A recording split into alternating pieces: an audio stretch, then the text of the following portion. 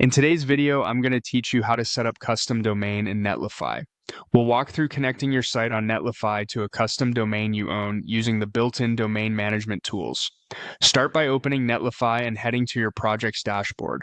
If you have a lot of sites, use the search bar at the top to quickly find the one you want to configure. Type a few characters of the site name, confirm you've got the right project, and then click it to open the site overview. From the site's overview page, look for domain management. It's usually in the sidebar or the top navigation for that project. Click into domain management to access all domain-related settings for this site. Inside domain management, choose add a domain. Netlify will present two paths. One option is to buy a new domain through Netlify, which can be convenient if you don't already have a domain and want Netlify to handle the setup. For now, we'll go with the other option. Add a domain you already own. Click that choice to continue. You'll see a field to enter your custom domain or a subdomain.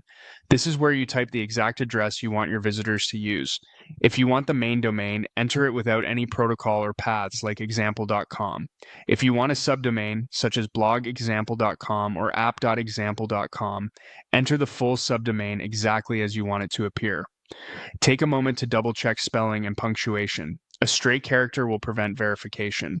Also make sure the domain you're entering is one you control and that it isn't already connected to another site within your account. After you've entered the domain or subdomain, click Verify. Netlify will quickly check that the domain format is valid and that it can proceed with attaching it to your site. If Netlify highlights an issue, it's often due to a typo or the domain being in use elsewhere.